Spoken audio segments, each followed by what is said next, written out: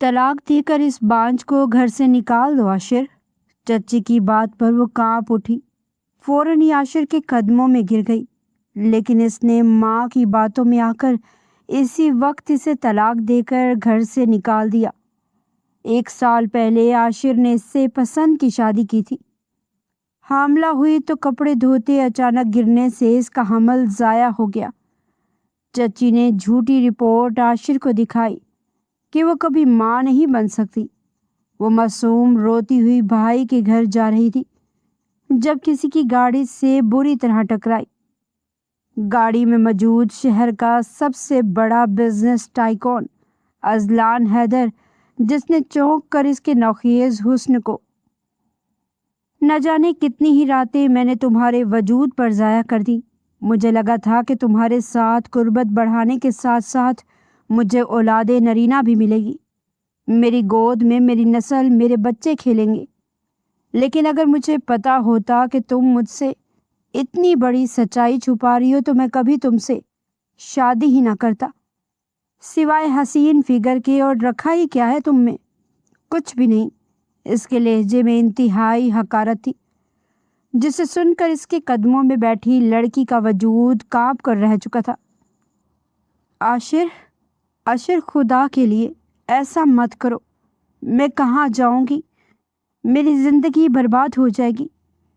تم اچھی طرح جانتے ہو نا کہ ماں باپ تو پہلے ہی میرے سر پر نہیں ہیں، بھائی بھابھی کبھی بھی مجھے نہیں رکھیں گے۔ خدا کے لیے تم چچی کی باتوں میں آ کر مجھے طلاق مت دینا۔ وہ اس کے سامنے ہاتھ جوڑے گڑ گڑا رہی تھی، لیکن عاشر جیسے سنگ دل بن چکا تھا، کیونکہ اس کی ماں رقیہ بیگم نے مستقبل کا اتنا بھیانک نقشہ جو کھینچا تھا۔ ارے کیا کرے گا اس کے ساتھ زندگی گزار کے؟ یہ بانجھ تجھے نہ اولاد کی خوشی دے گی اور نہ ہی تیرا گھر آباد کر سکے گی، تو سدا خوشیوں کے لیے ترستا رہے گا۔ میں پہلے ہی کہتی تھی کہ یہ لڑکی تیرے لیے بہت سبز قدم ہے، منحوس ہے یہ شروع سے ہی۔ پیدا ہوتے ہی تو یہ لڑکی اپنے ماں کو کھا گئی تھی، لیکن دیکھ تو نے میری بات نہیں مانی عاشر، اور آج اس کا نتیجہ بھی بھگت لیا۔ اپنے بچے کو کھو بیٹھا، اور ساتھ ہی اس ڈاکٹر نے مجھے اس کی رپورٹیں بھی دکھائی۔ یہ بانجھ تجھے اب کبھی اولاد کی خوشی نہیں دے سکے گی۔ چچی نے نفرت سے اس کے وجود کو دیکھا تھا جو زمین پر بیٹھی تھی، ٹوٹی بکھری حالت میں، لمبے لمبے سیاہ بال بکھرے ہوئے تھے۔ ابھی اس کی طبیعت بہتر بھی نہیں ہوئی تھی، اتنے دن سے تو وہ بخار میں مبتلا، نہایت کمزوری، پیلا زرد چہرہ، اور ابھی اس کے ساتھ یہ سب تماشا ہو رہا تھا۔ اس کی نازک جان یہ سب کچھ برداشت نہیں کر پا رہی تھی، تبھی وہ مسلسل روئے جا رہی تھی۔ الفاظ بھی اس کے ہونٹوں سے ادا نہیں ہو رہے تھے۔ عاشر پتھر دل بن گیا تھا۔ ٹھیک کہتی ہیں آپ امی، جب سے یہ میری زندگی میں آئی ہے تب سے مصیبت اور پریشانیوں نے میرا راستہ دیکھ لیا ہے، ایک پل سکون کا نہیں ملا۔ اس لیے میں ابھی اور اسی وقت اسے طلاق دیتا ہوں، طلاق دیتا ہوں، طلاق دیتا ہوں۔ الفاظ تھے یا خنجر جو سیدھے ہانیہ کے دل میں جا کر لگے تھے۔ وہ بے یقین پھٹی پھٹی نگاہوں سے اپنے مجازی خدا کو دیکھ رہی تھی، جس نے اس سے محبت کے بڑے بڑے دعوے کیے تھے، لیکن اب وہ اسے ہمیشہ کے لیے اپنی زندگی سے نکال چکا تھا۔ عاشر نے ایک آخری نگاہ اس کے وجود پر ڈالی اور کرسی کو ٹھوکر مارتا ہوا گھر سے باہر چلا گیا، جبکہ رقیہ بیگم بھنگڑا ڈال رہی تھی۔ پھر کہل آلود لہجے میں کہنے لگی، اب میرے بیٹے نے تجھے طلاق دے کر فارغ کر دیا ہے، اپنا سامان اٹھا اور نکل اس گھر سے، باقی کا سامان میں خود بھجوا دوں گی، یہاں دوبارہ آنے کی کوئی ضرورت نہیں۔ تم جیسی لڑکیوں کی یہ بھی لچھن ہوتے ہیں جو لڑکوں کو پھنسا کر شادیاں کرتی ہیں، پھر ان کا انجام ایسا ہی ہوتا ہے۔ وہ کسی ناگن کی طرح پھنکار رہی تھی، جبکہ پتھر کے بت بنے وجود میں کوئی ہلچل نہ ہوئی تھی۔ وہ جیسے اندر سے بالکل ختم ہو گئی تھی۔ بخار کی شدت پہلے بھی اس پر حاوی تھی، لیکن اب تو ایسے لگ رہا تھا جیسے بیٹھے بیٹھے اس کے جسم سے جان نکل جائے گی۔ جب وہ یوں ہی ساکت و صامت بیٹھی رہی، تبھی رقیہ بیگم غصے میں اس کے کمرے میں گئی بیگ میں اس کے چند جوڑے پھینکے اور لا کر اس کے منہ پر دے مارا۔ چل بی بی، اب تیرا یہاں کوئی کام نہیں، جا اپنے بھائی بھابھی کے پاس، تیرا عاشر سے اس گھر سے ہمیشہ کے لیے تعلق ختم ہو گیا۔ یہ کہتے ہی وہ کمرے میں چلی گئی تھی، جبکہ وہ بے جان قدموں سے اٹھی، ہاتھوں میں بیگ تھاما اور یہ بھی خیال نہ آیا کہ اس کے پاس 1 روپیہ بھی نہیں۔ وہ کیسے گھر جائے گی؟ بھائی کا گھر بہت دور تھا، لیکن اس وقت اسے ہوش ہی کہاں تھا۔ بخار کی شدت، اپنے اجڑنے والی زندگی کا غم اور اپنے کھونے والے بچے کا دکھ لیے وہ مرے مرے قدموں سے اس گھر سے نکل آئی تھی۔ سیدھی سڑک پر چلتی بڑبڑاتے ہوئے خود سے کہنے لگی، نہیں نہیں، ایسا نہیں ہو سکتا، عاشر مجھے کبھی نہیں چھوڑ سکتا، یہ سب میں کوئی بھیانک خواب دیکھ رہی ہوں۔ وہ اپنے آپ کو کمزور تسلی دے رہی تھی۔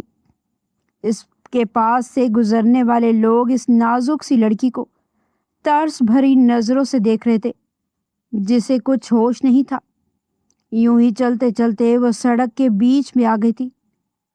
تبھی ایک تیزی سے گزرنے والی گاڑی نے اسے ہلکا سا ہٹ کیا۔ وہ توازن برقرار نہ رکھتے ہوئے اوندھے منہ گری تھی۔ سر سے نکلنے والا خون، جس کی اذیت اسے ذرا بھی محسوس نہ ہو رہی تھی، کیونکہ دل پر لگنے والے زخم ہی اتنے گہرے تھے۔ گاڑی ایک دم ہی رک گئی تھی۔ اس میں سے نکلنے والے شخص نے پہلے غصے سے اس لڑکی کو دیکھا۔ اندھی ہو کیا؟ دکھائی نہیں دیتا تمہیں؟ او محترمہ، اگر مرنے کا اتنا ہی شوق ہے تو کہیں اور جا کر مرو، میری گاڑی کے سامنے آ کر کیوں میرا قیمتی وقت ضائع کر رہی ہو تم؟ پتہ نہیں تم جیسی عورتوں کا مسئلہ ہی کیا ہے، منہ اٹھا کر سڑک پر چلنا شروع ہو جاتی ہو۔ اب کیا تمہیں بھی مجھ سے پیسے بٹورنے تھے، اس لیے میری گاڑی کی طرف سے ہٹ کرنے کے لیے عام دھمکی ہو تم؟ وہ مسلسل اسے سنائی جا رہا تھا۔ وہ کافی جلدی میں اور کافی غصے میں بھی لگ رہا تھا، لیکن جیسے اس لڑکی نے چہرہ موڑ کر اس کی طرف دیکھا تو سامنے کھڑے شخص کے پیروں کے نیچے سے زمین سرک چکی تھی۔ اچانک ہی وہ چونک گیا۔ وہ لڑکی اپنے ماتھے سے بہتے خون کو ہاتھ سے چھوتے ہوئے حیران نظروں سے دیکھ رہی تھی اور نہ جانے کیا کیا بڑبڑا رہی تھی۔ پیلا زرد چہرہ، خالی آنکھیں، چہرے پر بھیانک وحشت تھی۔ اس سے پہلے کہ وہ 2 قدم آ کر اس سے کچھ کہتا، اچانک ہی وہ وہیں پر گر کر بے ہوش ہو گئی۔ تبھی 2-4 آدمی بھی اکٹھے ہو گئے تھے۔ صاحب جی، آپ نے اس گاڑی سے اس لڑکی کو ٹکر ماری ہے، اب آپ ہی سے ہسپتال لے کر جائیں، وہ سب اسے کہہ رہے تھے۔ ماتھے پر شکل لیے مجبوری میں وہ اس لڑکی کو گاڑی میں ڈال چکا تھا، اب اسے ہی ہسپتال پہنچانا تھا۔ جو نہ جانے کون تھی اور بیچ سڑک پر کیا کر رہی تھی، کوئی نہیں جانتا تھا کہ آگے چل کر یہ کہانی ایک نیا رخ لینے والی تھی۔ صبح سے کپڑے دھو دھو کر اس کی کمر تختہ ہو گئی تھی۔ اب وہ آخری چکر سکھانے چھت پر آئی تھی، لیکن اس کی نگاہیں کسی اور کو تلاش کر رہی تھی۔ سیاہ بھورے بال ہوا سے اڑ رہے تھے، کندھے پر بلیک دوپٹہ اور پہنے ہوئے سادہ سے کپڑے، لیکن اس سادہ سے حلیے میں بھی وہ بہت خوبصورت لگ رہی تھی۔ بار بار ہوا سے اڑتے بالوں کو کانوں کے پیچھے اڑھستی، وہ بس اس کی ایک جھلک دیکھنے کو بےتاب تھی۔ چوری چھپے اس کی نگاہیں سامنے والی چھت پر تھی۔ یہ برابر والا گھر اس کی سہیلی نازش کا تھا۔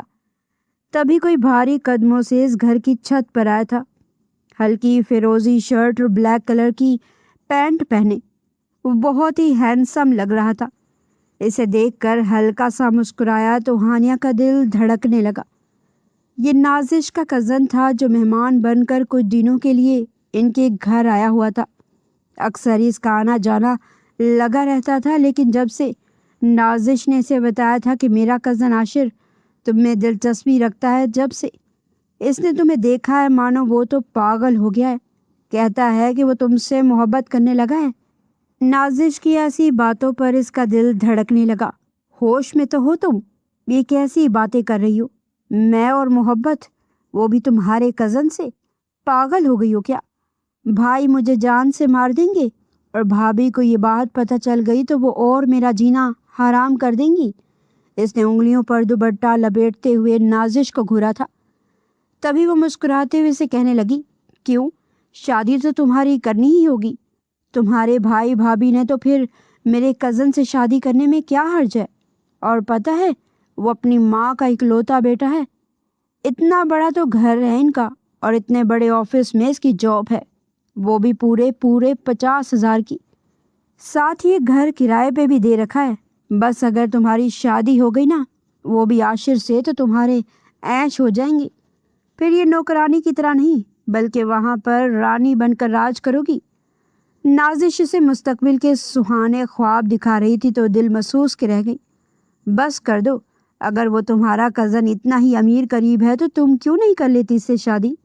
इसने नाजिश को घूर कर देखा था तो हंसते हुए कहने लगी, अरे तुम्हें तो पता है मेरी दिलचस्पी किसी और में है। बचपन से ही मैं अपने तायाजाद से मोहब्बत करती हूँ और फिर जल्द हमारी शादी भी होने वाली है। और मुझे क्या चाहिए, मोहब्बत मिलना तो ख्वाब जैसा है। नाजिश बहुत खुश नज़र आ रही थी। फिर हानिया भी मोहब्बत से आशना हो गई। आशिर की आंखों की बेकरारी और इसे देखने की चाहत इसे दूर से ही महसूस होने लगी। मोहब्बत की दलदल में कदम रखते वो बहुत ज़्यादा डगमगा रही थी, लेकिन आशिर ने इससे वादा किया था इसे अपनाने का। रुकैया बेगम नाजिश की चच्ची थी, जो बला की तेज़ तरार औरत थी। इस दिन वो नाजिश से मिलने आई तो उन्होंने कहर आलूद नज़रों से इस गोरी चिट्टी खूबसूरत लड़की को देखा, क्योंकि आशिर शादी के लिए इस लड़की का नाम ले चुका था इनके सामने, लेकिन अभी वो खामोश थी। वो अंदर कमरे में जाकर नाजिश से कहने लगी, तुम्हारी चच्ची मुझे ऐसे क्यों देख रही थी, जैसे आंखों ही आंखों में खा जाएंगी। तो नाजिश उसके कान में सरगोशी करते हुए कहने लगी, क्योंकि आशिर भाई ने तुम्हारा नाम लिया है कि वो तुमसे शादी करना चाहता है। ये सुनकर तो इसके होश उड़ गए थे। वो फिर ज़्यादा देर न बैठ सकी। फिर 1 हफ्ते बाद ही रुकैया बेगम इसका रिश्ता लेने आ गई, लेकिन इनके चेहरे से साफ जाहिर था जैसे वो ज़बरदस्ती अपने बेटे की खुशी की खातिर इस घर में आई हैं। भाभी अभी इसकी इतनी जल्दी शादी नहीं करना चाहती थी। इनके खुद के 4 बच्चे थे जिनकी पूरी जिम्मेदारी हानिया ने उठा रखी थी। सारे घर का काम करना, नाश्ता बनाना, खाना, सफाई करना, सब कुछ इसकी जिम्मेदारी थी। उन्होंने अपनी ननद पर जुल्म व सितम करने का कोई मौका हाथ से नहीं जाने दिया था। रिश्ता अच्छा आया तो भाई ने इनकार नहीं किया। हानिया को यकीन नहीं आ रहा था कि वो अपनी मोहब्बत पा लेगी, लेकिन रुकैया बेगम बार बार ये जताए जा रही थी कि वो सिर्फ अपने बेटे की ज़िद पर इस घर में रिश्ता लेने आई हैं, वरना वो अपने बेटे की शादी अपनी सगी भांजी से करती। क्योंकि मेरे भाई का ख़ानदान बहुत ऊंचा है।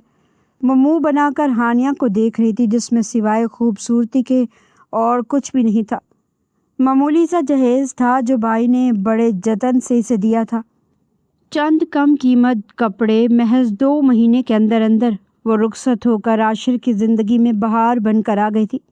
लेकिन यहीं से जैसे इसका असल इम्तिहान शुरू हुआ था। माँ बाप के मरने के बाद भाई भाभी के घर में इसने बड़ी महरूम ज़िंदगी गुजारी थी। यहाँ वो कई ख्वाब लेकर आई थी। सुहाग रात में लाल रंग के जोड़े में वो नाजुक गुड़िया सी लग रही थी। इसकी खूबसूरती टूट कर बरस रही थी। आशिर तो पहले ही इसका दीवाना था। अपनी दीवानगी की शिद्दत इस पर प्यार बनकर बरसाने लगा। वो किसी खिलते गुलाब की तरह चमक रही थी। वो इसके हाथों को अपने हाथों में थाम कर कहने लगा कि तुम नहीं जानते मैंने इस रात का कितना इंतज़ार किया है। कितने ही दिन मैंने इस बेड पर करवट बदलते हुए गुजारे हैं। तुम्हें महसूस किया है कि कब तुम मेरी ज़िंदगी में होगी और फिर मेरे साथ इस नरम बिस्तर पर मेरी पनाहों में होगी। आशिर के ये बेबाक अल्फाज सुनकर हानिया का वजूद लर्ज़ चुका था। फ़ौरन दोनों हाथों में अपना चेहरा छुपाकर वो शर्म व हया से मुस्काने लगी। कहने लगी कि आशिर, ये कैसी बातें कर रहे हैं आप, प्लीज़ मेरे साथ ऐसी बातें मत करें, मुझे शर्म आती है। लेकिन आशिर इसके दोनों हाथ इसके चेहरे से हटाता फ़ौरन इसके गाल पर लब रख चुका था।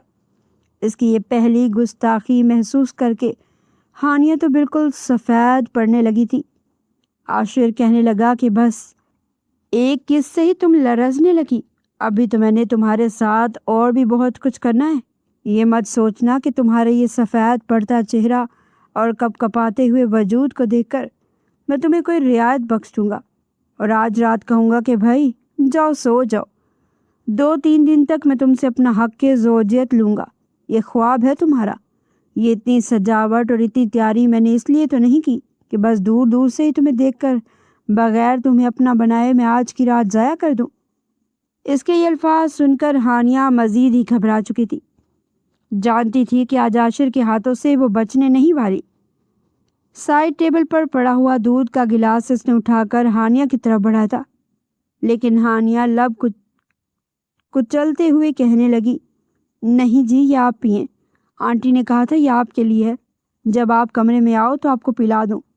लेकिन वो मुस्कुराकर कहने लगा कि नहीं, मैंने पहले ही बहुत कुछ खा रखा है और वैसे भी कमज़ोरी मुझे नहीं होनी, तुम्हें होनी है, इसलिए मुझे दूध पीने की ज़रूरत नहीं, तुम्हें है।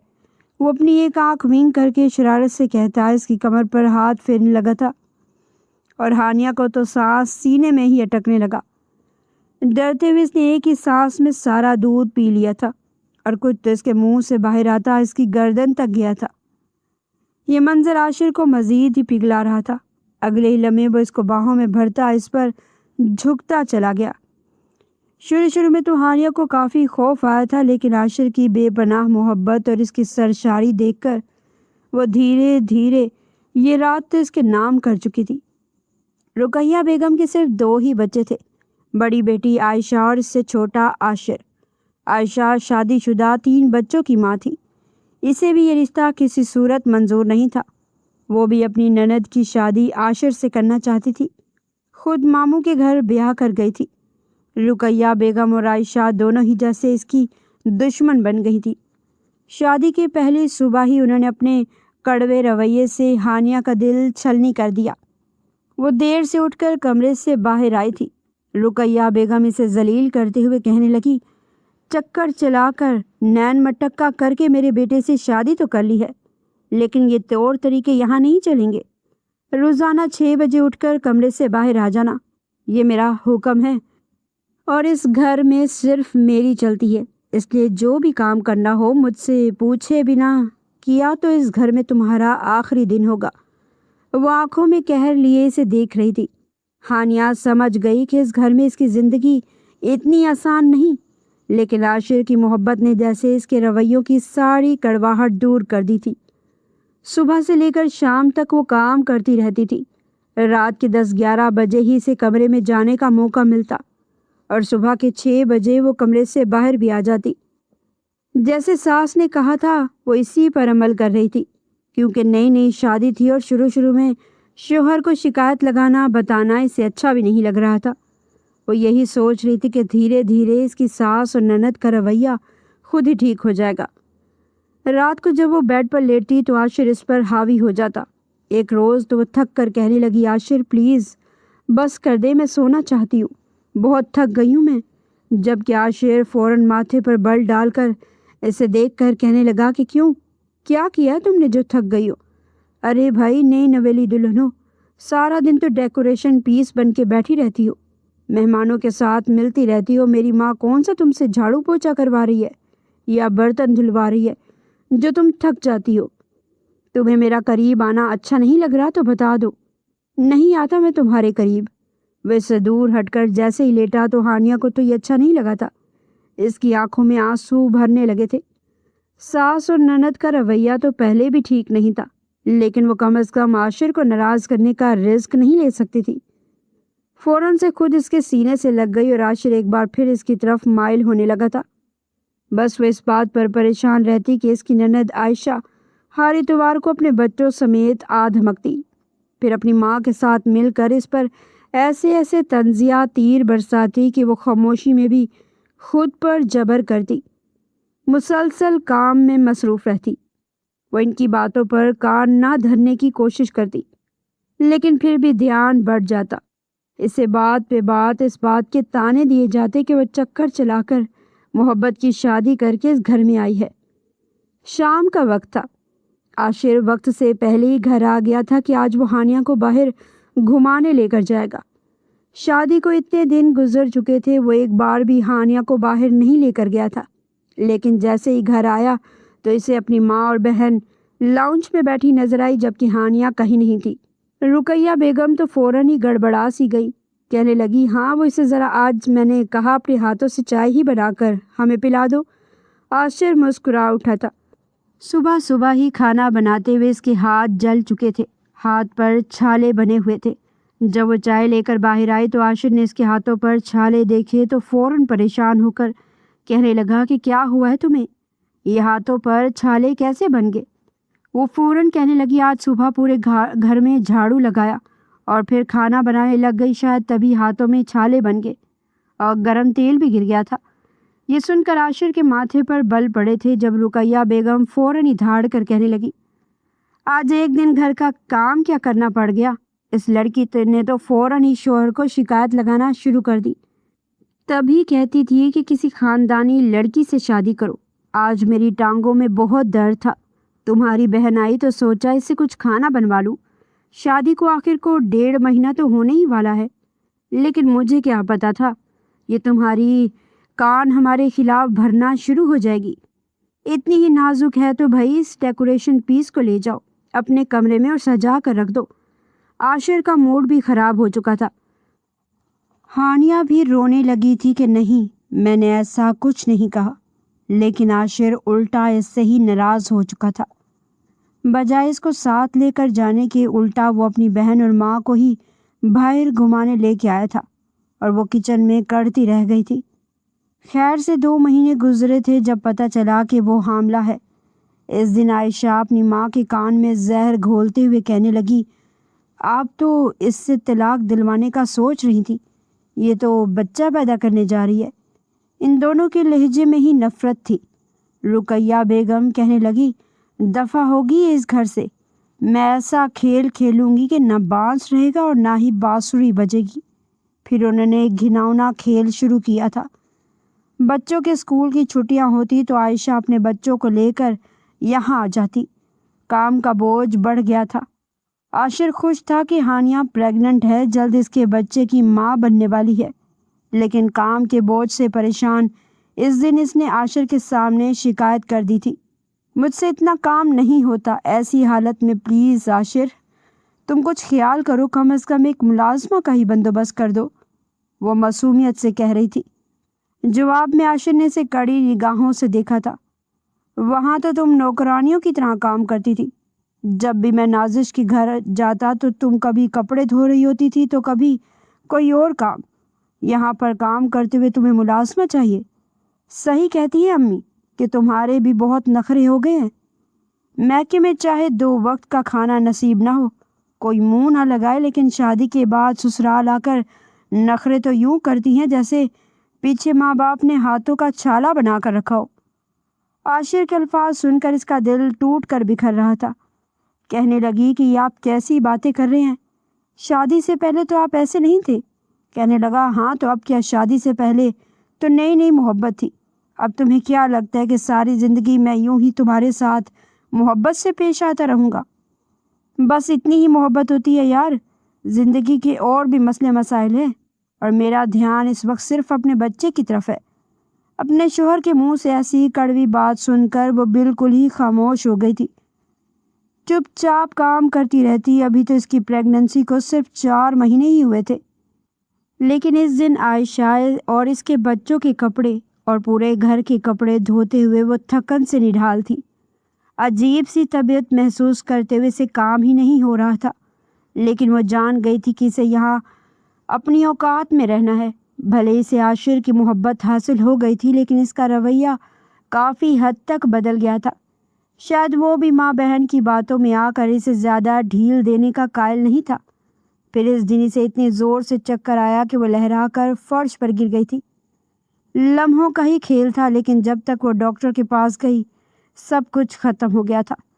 4 مہینے کا بچہ ضائع ہو گیا اور ڈاکٹر افسوس سے کہہ رہی تھی احتیاط کرنی چاہیے تھی، شروع کے دنوں میں تو انہیں آرام دینا چاہیے تھا۔ یہ بات تمہیں رقیہ بیگم کے سامنے کہی تھی، ابھی بھی کریٹیکل معاملہ ہو گیا ہے، نہ جانے یہ آئندہ ماں بن سکیں گی یا نہیں۔ ڈاکٹر کی کہی ہوئی یہ بات رقیہ بیگم نے ایک الگ ہی انداز میں عاشر سے کہی تھی۔ باہر آ کر عاشر سے کہنے لگی کہ دیکھ لو اندر لیڈی ڈاکٹر کیا کہہ رہی ہے، اگر وہ मर्दों से मिलकर बताती तो मैं तुझे अंदर लेकर जाती और तू खुद अपने कानों से सुनता। वो कह रही है कि बच्चा बिल्कुल ठीक था, सेहतमंद था, लेकिन लगता है इस लड़की को ही बच्चा पैदा नहीं करना था। डॉक्टर ने साफ साफ कहा था कि ये सारी दवाइयाँ खानी हैं और अपना बहुत ख्याल रखना है, लेकिन ये लड़की हर वक्त छत पर ही चढ़ी रहती थी, सीढ़ियाँ उतरते हुए उछल कूद करती थी। मुझे तो लगता है इसने यहाँ पर भी कोई नया लड़का छत पर डोरे डालकर फंसा लिया था, जिसकी खातिर इसने तेरा बच्चा ज़ाया करवा दिया। बच्चा तो ज़ाया हो गया, लेकिन डॉक्टर ने कहा है कि तुम्हारी बीवी बच्चा ज़ाया करने की गोलियां खा रही थी। इसका नुकसान ये हुआ कि आइंदा भी माँ नहीं बन सकती, बांझ हो गई है तेरी बीवी। ये खबर आशिर पर क़यामत बनकर गिरी थी। वो उसी वक्त गुस्से में आ गया। सच सच बताओ, इस किसकी खातिर ये सब कर रही थी? इसने हानिया को बालों से पकड़ लिया था, जिसकी हालत पहले ही ख़राब हो रही थी। बुखार और कमज़ोरी ने इसे निचोड़ कर रख दिया था। ये आप कैसी बातें कर रहे हैं? मेरा बहुत बड़ा नुकसान हो गया, मेरा बच्चा ज़ाया हो गया, और आप अभी भी अपनी माँ की बातों में आकर मेरे साथ ऐसा सलूक कर रहे हैं। इसकी आंखों से आंसू टूट कर गिर रहे थे, लेकिन आशिर बेपनाह गुस्से में था। ऊपर से रुकैया बेगम की जली कुटी बातों ने इसे भपरा हुआ शेर बना दिया। न जाने बहाने बहाने से क्या छत पर लेने जाती थी। मुझे तो कुछ समझ नहीं आ रही इस लड़की की कि ये तुम्हारे साथ बसना चाहती है या नहीं। मैं तो कहती हूँ इसे तलाक देकर फारिग करो। बांझ है, न जाने आगे औलाद पैदा करेगी या नहीं। क्या फ़ायदा ऐसी बीवी रखने का? रोज़ रोज़ की लड़ाइयों से वो भी तंग आ गया था। तभी तो निहायत गुस्से में से तलाक देकर फारिग कर दिया, और वह सदमे और वहशत से घुटकर जैसे मरने को हो गई थी। हाथ में बैग पकड़े भाई के घर वापस चलती जा रही थी, जब इसका एक बड़ी गाड़ी से एक्सीडेंट हुआ। वो गाड़ी वाला इसे उठाकर अस्पताल ले आया था, जहां डॉक्टर ने बताया कि इनकी तबीयत ठीक नहीं, बहुत ज़्यादा ख़राब है। बहुत कमज़ोरी और खून की कमी ने इसे मज़ीद निढाल कर दिया था। तभी वो 3 दिन अस्पताल रही। इससे कुछ होश नहीं था। चौथे दिन होश आया तो अपने आप को अस्पताल में देखकर इसे सब कुछ याद आ गया। वो फूट फूट कर रोने लगी। सामने ही अजलान हैदर खड़ा था, जो इसे नागवारी से देख रहा था। एक तो वो इस लड़की की वजह से परेशान होकर रह गया था, क्योंकि अस्पताल के अमले को मालूम था कि वही इस लड़की को यहाँ लेकर आया है, और सब लोग इसे इसकी बीवी समझ रहे थे। वो क्या जवाब देता जब तक ये लड़की ठीक नहीं हो जाती? वो इस वक्त मुकम्मल इसकी जिम्मेदारी थी। वो होश में आई तो इसने सब कुछ बताया कि इसे तलाक हो गई थी। वो घर जाना चाहती है, लेकिन दूसरी तरफ इसके भाई बदर को आशिर ने फ़ोन करके पहले ही बता दिया था कि मैंने आपकी बहन को तलाक दे दी है, क्योंकि वो लड़की घर बसाने के काबिल नहीं। बदर हैरान रह गया था। हानिया तो घर आई ही नहीं। ये सुनकर वो गुस्से से कहने लगा, भाग गई होगी अपने किसी दूसरे आशिक के साथ, तभी तो इसने मुझसे तलाक ली है। रुकैया बेगम ने इसके सामने 2-4 और लगा दी थी। तभी इसके दिल में नफ़रत की आग भड़क उठी थी। लेकिन बदर तो गुस्से से पागल हो गया कि इसकी बहन ने ऐसा कारनामा किया कि इसे तलाक हो गई, और वो अभी तक घर भी नहीं आई। आशिर की बात पर मोहर साबित हो गई थी। इसकी बात सुनकर अजलान हैदर के माथे पर पड़े हुए बल थोड़े ढीले पड़े थे। फिर एक गहरी सांस खारिज करके कहने लगा, ठीक है, खैर जो भी हुआ, तुम्हारी वजह से मैं पिछले 3 दिन से यहाँ हॉस्पिटल में जलील होकर रह गया हूँ। तुम जानती हो मेरी करोड़ों की मीटिंग कैंसिल हुई है और मुझे काफ़ी लॉस भी हो चुका है। सो प्लीज़ अब तुम मेरी तरफ से बिल्कुल आज़ाद हो। ये लो कुछ पैसे रखो। इससे 5,000 के कुछ नोट इसकी तरफ बढ़ाए थे, लेकिन वो रोते हुए कहने लगी कि नहीं, मुझे आपके पैसे नहीं चाहिए। आपका बहुत बहुत शुक्रिया, लेकिन प्लीज़ मुझ पर एक आखिरी एहसान कर दे, मुझे मेरे भाई के घर तक छोड़ दे। मेरी हालत अभी ऐसी नहीं है कि मैं खुद अकेले भाई के घर तक पहुंचूं। अजलान हैदर मान चुका था। वो धीरे धीरे जलते बाहर तक आई थी। तेज़ धूप जैसे ही इसके चेहरे पर पड़ी तो चेहरा पसीने से तमतमाने लगा। एक बार फिर से चक्कर आने लगे थे जब अजलान ने इसे अपनी बाहों में भरा था। इसके नाजुक वजूद को अपनी बाहों में झूलता देखकर इसके दिल को एक लम्हे के लिए कुछ हुआ, लेकिन फिर वो इसे अपनी गाड़ी में बिठा चुका था। सारे रास्ते खामोश रही थी। وہ بہت ہی امیر کبیر شخص تھا۔ ایسے امیر کبیر بزنس ٹائکونز آج سے پہلے اس نے صرف ڈراموں میں ہی دیکھے تھے۔ اذلان حیدر اسے لے کر جیسے اس کے بھائی کے گھر آیا تو وہیں پر اس کے بھائی نے بری طرح مارنا پیٹنا شروع کر دیا۔ ہانیہ جو پہلے ہی ہسپتال سے چھٹی کے بعد کمزوری اور صدمے میں مبتلا بھائی بھابھی کے پاس سہارے کی تلاش میں آئی تھی، اس بد کرداری کے الزام نے تو اسے اندر سے توڑ کر رکھ دیا۔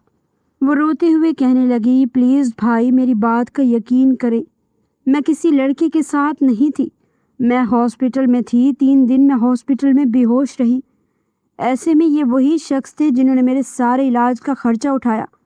اگر یہ مجھے ہاسپٹل لے کر نہ جاتے تو میں سڑک پر کہیں مری پڑی ہوتی۔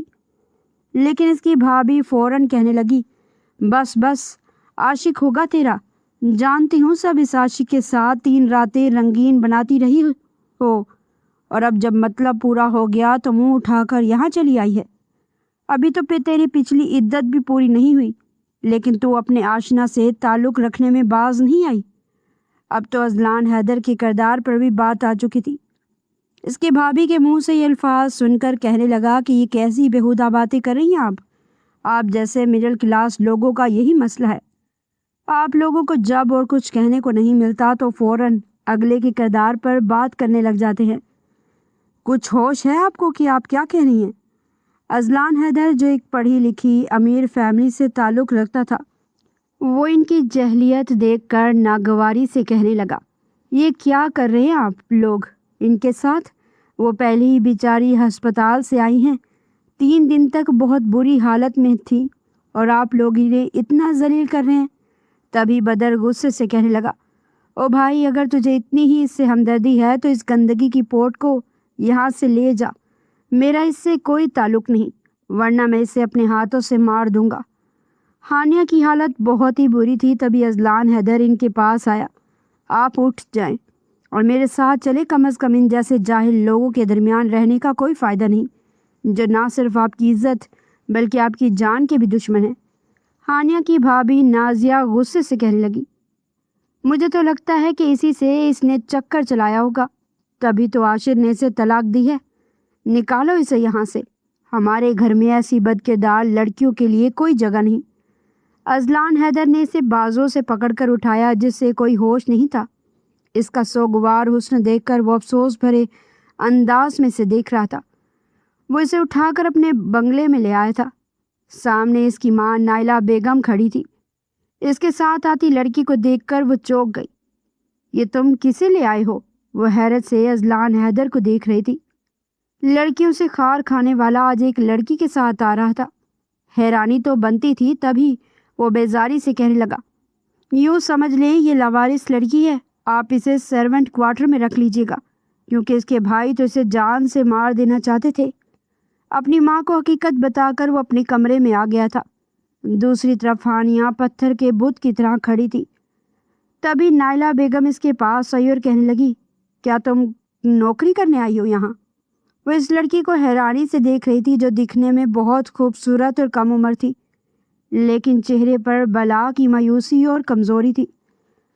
تب وہ سر جھکا کر کہنے لگی، جی میں نوکری کر لوں گی، لیکن میری ابھی عدت ہے تو میں ابھی عدت پوری کرنا چاہتی ہوں، کیونکہ میرے شوہر نے مجھے طلاق دے دی ہے۔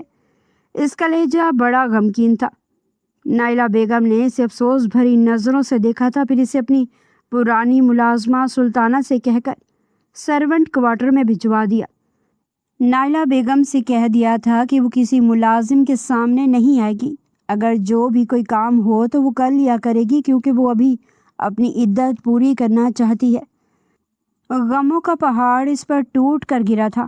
نائلہ بیگم اسے کہنے لگی، ٹھیک ہے، تم نے اذلان کی دونوں بیٹیوں کو سنبھالنا ہے، دراصل اس کی 2 جڑواں بیٹیاں ہیں، مجھے ان کے لیے ایک ملازمہ کی ضرورت تھی۔ اس نے فوراً ہی حامی بھر لی تھی، پھر حسرت بھری نظروں سے ان دونوں ننھی پریوں کو دیکھنے لگی۔ اس کا دل چھلنی ہو گیا تھا، اس کے وجود سے بھی تو ایسا ہی کوئی ننھا فرشتہ جنم لینے والا تھا جو اس دنیا میں آنے سے پہلے ہی رخصت ہو گیا تھا۔ دل چاہ رہا تھا کہ چیخیں مار مار کر روئے، لیکن اسے سارے آنسو اپنے اندر ہی اتار لیے تھے۔ وہ کسی کے سامنے بھی نہیں آتی، لیکن جب بھی ان بچیوں کو اس کی کیئر کی ضرورت ہوتی وہ فوراً ہی وہاں پر آ جاتی۔ اذلان حیدر بھی اس کی غیر موجودگی پر حیران تھا۔ تبھی اسی دن سرسری لہجے میں اپنی ماں سے کہنے لگا، موم، وہ لڑکی کہاں ہے جس سے میں لے کر آیا تھا؟ نظر نہیں آتی۔ نائلہ بیگم نے چونک کر اسے دیکھا تھا اور پھر کہنے لگی، وہ تو عدت میں ہے، اس کے شوہر نے اسے طلاق دے دی ہے نا، ابھی اس کی عدت پوری نہیں ہوئی بیٹا۔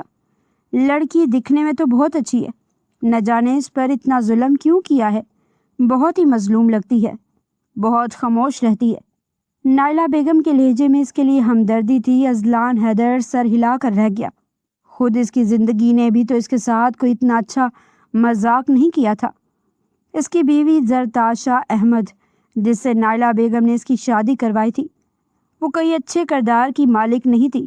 اذلان حیدر ایک سنجیدہ مزاج انسان تھا جس کی زندگی میں سوائے بزنس کے اور کوئی دوسری دلچسپی نہیں تھی، جبکہ زرتاشا احمد چاہتی تھی کہ وہ اسے مکمل آزادی دے، جہاں وہ جائے اس کے ساتھ اذلان خود بھی جائے۔ اسے نائٹ کلب، پارٹیز، فنکشن میں جانے کا بہت شوق تھا، لیکن اذلان حیدر ان سب چیزوں سے دور بھاگتا۔ وہ دونوں جیسے مشرق اور مغرب تھے، ان کا مزاج کسی طرح بھی میل نہ کھاتا۔ زرتاشا احمد کو اسے دیکھ کر غصہ آتا، پھر اپنے ڈیڈی سے کہنے لگی، یہ کس قدر بور انسان سے آپ نے میری شادی کروا دی ہے، نہ مجھے اس سے محبت فیل ہوتی اور نہ ہی میں اس کے ساتھ رہنا چاہتی ہوں۔ اس کے لہجے میں ناگواری تھی۔ ڈیڈی نے کسی طرح سمجھا بجھا کر اسے واپس گھر بھیج دیا تھا کہ ابھی شروع کے دن ہیں، شاید ایسا اس لیے تمہیں محسوس ہو رہا ہے، لیکن سچ میں اسے اذلان میں کوئی دلچسپی محسوس نہ ہوتی، بلکہ آج کل اس کی دلچسپی کا محور کوئی اور تھا، جس سے اس کی ملاقات ایک پارٹی میں ہوئی تھی۔ وہ بغیر بتائے اس پارٹی میں چلی گئی تھی، جہاں پر اسے اپنا یونیورسٹی فیلو اور ایک امیر کبیر انتہائی فرینک شخص نواز خانزادہ ملا تھا۔ یہاں پر اسی ہوٹل میں ایک بزنس میٹنگ کے تحت اذلان کو بھی آنا پڑا تھا۔ وہ اپنے ہی دھیان میں مگن اس ہوٹل میں داخل ہوا تھا جب اسے کوریڈور سے گزرتے ہوئے سامنے موجود ہال میں کچھ لڑکے لڑکیاں شور مچاتے دکھائی دیے۔ شاید وہاں پر کوئی پارٹی چل رہی تھی۔ تبھی اسے زرتاشا کی ایک جھلک دکھائی دی تھی۔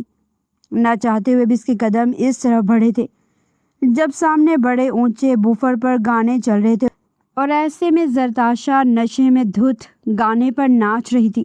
نواز خانزادہ اس کی کمر میں ہاتھ ڈالے جس طرح بے باکی سے اسے چھو رہا تھا، اسے کس کرنے کی کوشش کر رہا تھا اور اپنے ہاتھ بڑے بے حیاؤں کی طرح اس کے وجود پر مسل رہا تھا۔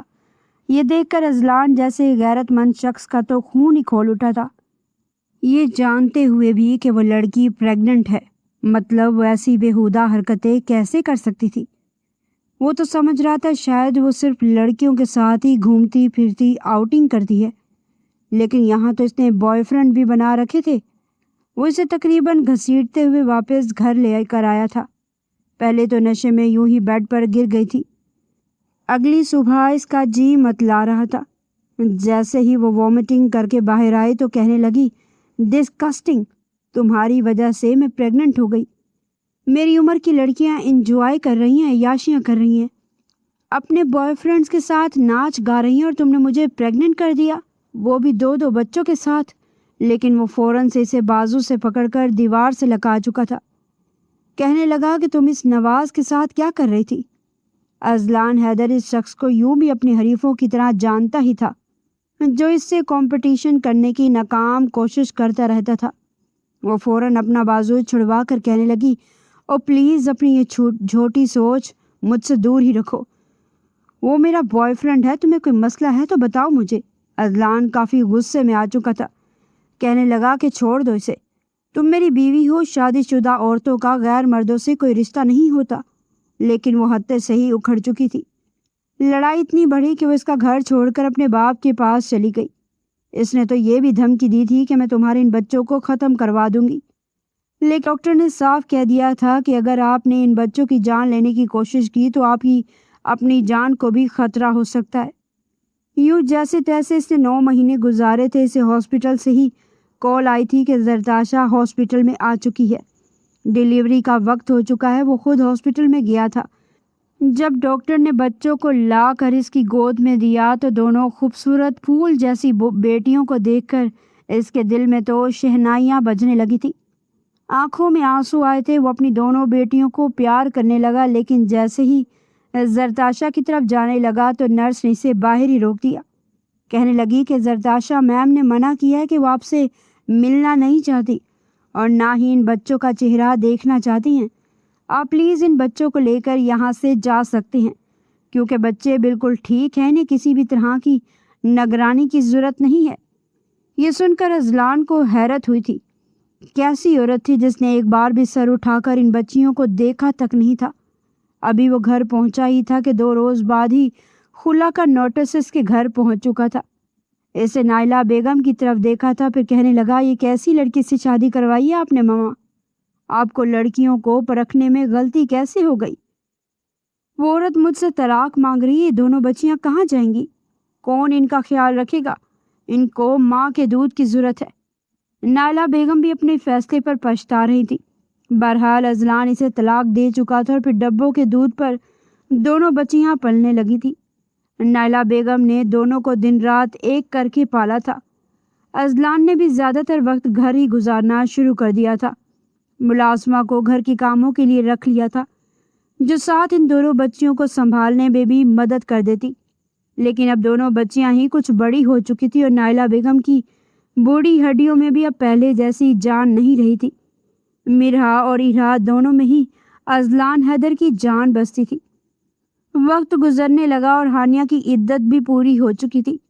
دونوں بچیوں کو دیکھ کر اسے بالکل ممتا محسوس ہونے لگی تھی۔ اسے یوں لگنے لگا تھا جیسے اس نے خود ان دونوں بچیوں کو جنم دیا ہو۔ نائلہ بیگم نے بھی جب اس دونوں بچیوں کے ساتھ اتنی محبت کرتے دیکھا، بالکل ایک ماں کی طرح، تو وہ بھی دونوں بچیوں کی طرف سے بالکل مطمئن ہو چکی تھی۔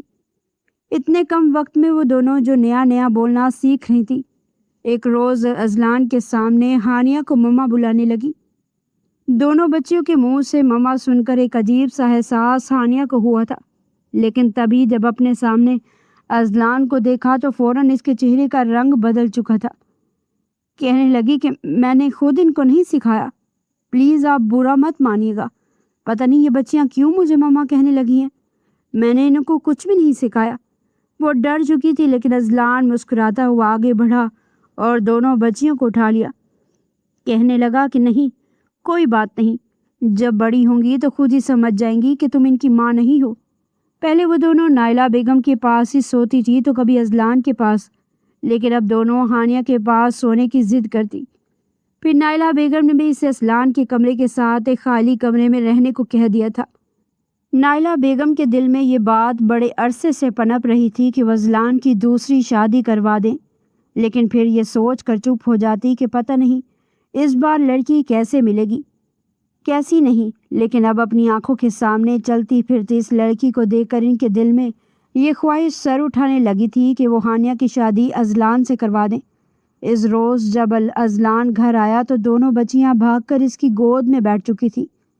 وہ مسکرا کر اسے کہنے لگی کہ بیٹا، یہ بچیاں سارا دن ہانیہ کو مما بلاتی رہتی ہیں، تو تم ایسا کرو، ہانیہ سے شادی کر لو تاکہ وہ حقیقت میں ان کی ماں بن کر ان کی پرورش کر سکے۔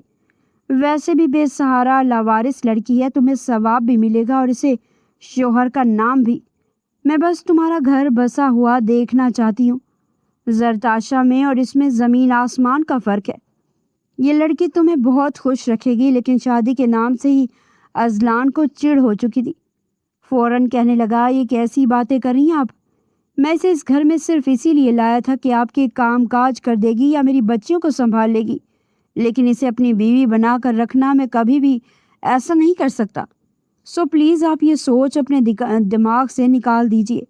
اذلان کو ایک عجیب سی چڑ محسوس ہونے لگی تھی۔ اسے یہ لگنے لگا تھا کہ شاید یہ لڑکی جان بوجھ کر میری بیٹیوں کا خیال رکھتی ہے کہ اسے اس گھر میں مضبوط سہارا مل جائے گا۔ وہ خود بھی اپنے ذہن میں وسوسے سوچ کر ہانیہ کے خلاف ہونا شروع ہو چکا تھا۔ کچھ دیر بعد ہی دروازے پر ہلکی سی دستک ہوئی تھی۔ دیکھا تو ہانیہ کمرے میں داخل ہوئی تو وہ اسے گھور کر دیکھنے لگا۔ کہنے لگا کہ تم اس وقت میرے کمرے میں کیا کر رہی ہو؟ اس کی ڈانٹ سن کر ہانیہ فوراً سے کہنے لگی، میں بس یہ ارہا اور مرہا کو لینے آئی ہوں، ان کے سونے کا ٹائم ہو گیا۔ وہ فوراً کہنے لگا کوئی ضرورت نہیں ہے تمہیں انہیں لے کر جانے کی، پتہ نہیں کیا گھول کر پلا دیا تم نے میری بچیوں کو، تمہارے علاوہ انہیں کچھ نظر ہی نہیں آتا۔ یہ یہیں میرے پاس میرے کمرے میں رہیں گی اور میرے پاس ہی سوئیں گی۔ یہ سن کر ہانیہ بغیر کچھ بولے کمرے سے باہر آ گئی تھی۔ اسے تو سمجھ نہیں آ رہی تھی کہ اچانک اذلان کو ہو کیا گیا ہے۔ رات کو جب وہ لیٹا تو سارا دن کام کا تھکا ہارا تھا۔ پہلے تو وہ دونوں بضد ہی تھی کہ ہمیں مما کے پاس جا کر سونا ہے۔ وہ انہیں ڈانٹ کر کہنے لگا کہ وہ تم لوگوں کی مما نہیں ہے، صرف کیئر ٹیکر ہے۔ تم لوگوں کی مما نے تو تمہارا چہرہ تک دیکھنا گوارا نہیں کیا تھا۔ دونوں بچیاں یک ٹک اپنے باپ کا چہرہ دیکھ رہی تھیں۔ انہیں تو اپنے باپ کی باتیں سمجھ ہی نہیں آ رہی تھی۔ کچھ دیر کے لیے سوئی لیکن پھر آدھی رات کو رونے لگی۔ بچوں کی رونے کی آواز سن کر ہانیہ کو کچھ ہوا تھا۔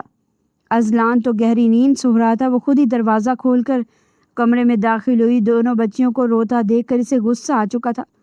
بڑبڑا کر کہنے لگی کیسا باپ ہے یہ، ایک طرف تو کہتا ہے رات کو خود بچیوں کو سنبھالوں گا اور خود دیکھو کیسے مزے سے گدھے گھوڑے بیچ کر سو رہا ہے، اور بچیاں روئی جا رہی ہیں۔ اس نے جیسے ہی آگے بڑھ کر دونوں کو اٹھانا چاہا تو اذلان نے فوراً اس کا ہاتھ پکڑ لیا تھا۔ وہ کانپ چکی تھی۔ کہنے لگا کہ تم یہاں پر کیا کر رہی ہو؟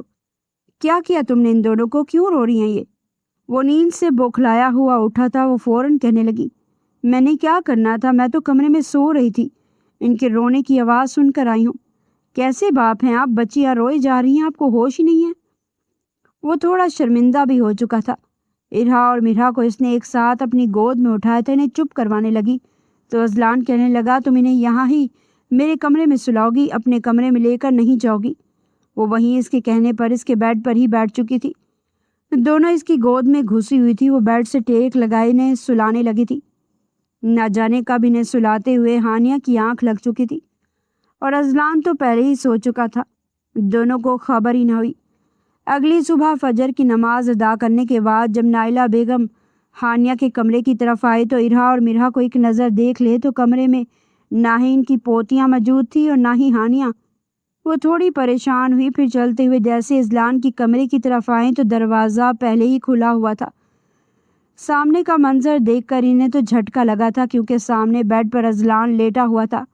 ہانیہ بھی نیم دراز بیڈ پر لیٹی ہوئی تھی، اذلان کا ہاتھ اس کے پیٹ پر رکھا ہوا تھا۔ یہ منظر دیکھ کر وہ کافی غصے میں بھی آ چکی تھی۔ فوراً ہانیہ کو ڈانٹ کر اٹھایا تھا۔ ہانیہ کی آنکھ کھل چکی تھی، تبھی اذلان بھی جاگ چکا تھا۔ دونوں بچیاں سو رہی تھی۔ دونوں کو باہر بلا کر وہ کہنے لگی یہ کیا بےہودگی پھیلائی جا رہی ہے اس گھر میں، یہ سب چل کیا رہا ہے؟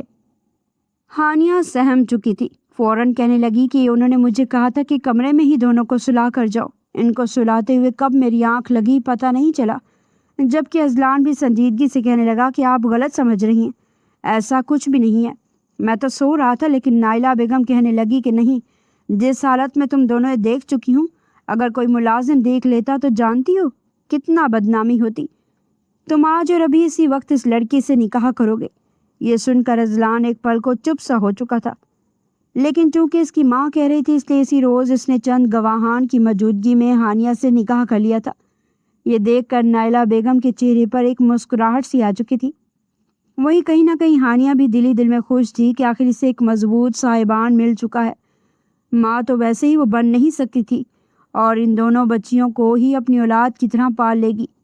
لیکن اذلان کا رویہ بالکل مختلف تھا۔ جیسے ہی وہ کمرے میں جا کر بیٹھی تو اذلان کہنے لگا کہ یہ مت سوچنا میں تمہیں اپنی بیوی کا درجہ دوں گا، مجھے پہلے بھی عورتوں سے نفرت تھی اور اب بھی ہے۔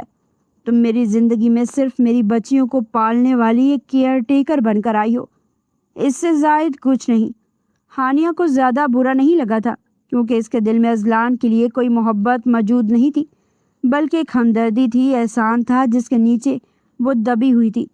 وقت گزرنے لگا لیکن اپنے کمرے میں اپنی بچیوں کے ساتھ کھیلتی ہوئی ان کی ماں کو دیکھ کر اس کا دل بھی ہانیہ کی طرف مائل ہونے لگا تھا۔ ایک روز جب وہ وقت سے پہلے گھر آیا تو گھر میں کافی خاموشی تھی۔ دونوں بچیاں دادی کے پاس بیٹھی کھیل رہی تھی۔ اسے لگا شاید ہانیہ کچن میں کام کر رہی ہوگی۔ اس نے اپنے کپڑے نکالے اور جیسے ہی واش روم میں جانے لگا تو اس نے جھٹکے سے دروازہ کھول دیا تھا۔ ایک ہی وقت میں دونوں کی چیخ نکلی تھی کیونکہ واش روم میں ہانیہ نہا رہی تھی۔ اس وقت شاور کے نیچے کھڑی تھی۔ جیسے اذلان کی نظر اس کے ہر پردے سے آزاد وجود پر گئی تو وہ تو ایک پل کو ٹھٹک ہی چکا تھا۔ اس کے حسین سے سراپے کو دیکھ کر اس کے دل میں ہلچل سی مچنے لگی تھی، لیکن اگلے ہی پل فوراً باہر آ گیا۔ ہانیہ کو بھی احساس نہیں تھا، ورنہ دروازہ لاک کر کے نہا لیتی۔ جلدی سے نہا کر باہر آئی اور شرمندگی بھرے چہرے کے ساتھ کہنے لگی، یہ کیا کر رہے تھے آپ؟ شرم نہیں آتی آپ کو؟ جب میں نہا رہی تھی تو آپ نے اندر آ کر کیوں دیکھا؟ اذلان نے خود پر الزام لگتا دیکھا تو فوراً اس کی طرف مڑا تھا۔ کہنے لگا، او ہیلو، اگر دیکھ بھی لیا تو اس میں مسئلہ ہی کیا ہے؟ بیوی ہو تم میری، اب زیادہ یہ ڈرامے مت کرو۔ تمہیں کیا ضرورت تھی اس کمرے میں نہانے کی؟ وہ بھی فوراً تڑپ کر کہنے لگی، بیوی ہوں آپ کی، یہاں نہیں نہاؤں گی تو اور کہاں نہاؤں گی؟ وہ کہنے لگا کہ اچھا، بہت شوق ہے بیوی بننے کا، اگر سچ میں بیوی بنایا تو 2 دن بستر سے اٹھنا محال ہو جائے گا تم سے۔ وہ بھی ہنس کر اس کی بات مذاق میں اڑاتی کہنے لگی، کیوں، ایسا بھی کیا کریں گے آپ جو 2 دن بستر سے اٹھ ہی نہیں پاؤں گی؟ اس کی یوں چلتی کینچی جیسی زبان، پھر بھیگا وجود اور وجود سے اٹھتی خوشبو دیکھ کر اذلان ویسے ہی ہوش سے بیگانہ ہو چکا تھا۔ اگلے ہی پل کپڑوں کو وہیں پٹکتا کہنے لگا کہ اب تو ایک ہی دفعہ نہاؤں گا۔ یہ کہہ کر وہ اسے بیڈ پر لے آیا تھا اور پھر اس پر جھکتا چلا گیا۔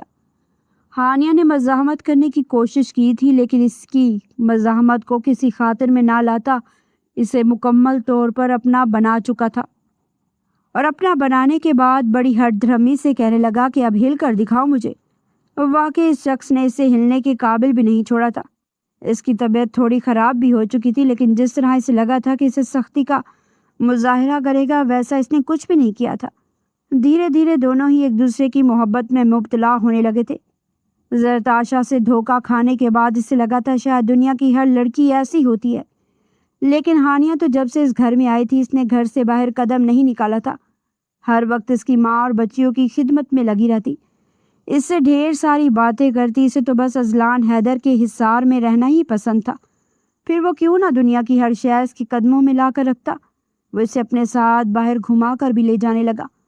وہ اس کے ساتھ خوش تھی۔ جب ایک روز دونوں ایک فنکشن میں موجود تھے، تبھی وہاں پر انہوں نے زرتاشا کو بھی دیکھا تھا، جس کی خاطر اس نے اذلان سے طلاق لے لی تھی۔ وہ تو نواز سے شادی کر لے گی، مگر نواز نے تو اسے منہ ہی نہیں لگایا تھا۔ وہ کہنے لگا، میں تم جیسی شادی شدہ لڑکی سے بھلا کیوں شادی کروں گا جو خیر سے 2 بچیاں بھی پیدا کر چکی ہو؟ تم میں بچہ ہی کیا ہے تو تم سے حاصل کر چکا ہے؟ وہ اس کی اچھی خاصی تذلیل کر چکا تھا۔ وہ اندر ہی اندر پچھتا رہی تھی۔ اسے لگا تھا شاید وہ دوبارہ کسی بھی طرح اس کی زندگی میں شامل ہو جائے گی، لیکن اپنی دونوں بیٹیوں کو ہانیہ کے ساتھ خوش دیکھ کر وہ اندر تک کلس کر رہ گئی تھی۔ لیکن اذلان اپنی بیوی اور بچیوں کے ساتھ خوش تھا، اور انہیں خوش دیکھ کر پل پل مرتی زرتاشا کے پاس سوائے پچھتاوے کے اور کچھ بھی نہیں بچا تھا۔ وہیں دوسری جانب رقیہ نے عاشر کی دوسری شادی بھی کروائی تھی، لیکن کئی سال گزر جانے کے باوجود اسے اولاد ہوئی ہی نہیں تھی۔ پھر اسے بھی طلاق دلوا کر اس نے اپنے بیٹے کی تیسری شادی کروائی، لیکن جب ٹیسٹ کروائے تو ڈاکٹر کا کہنا تھا کہ عاشر باپ بننے کی صلاحیت سے ہی محروم ہو چکا ہے۔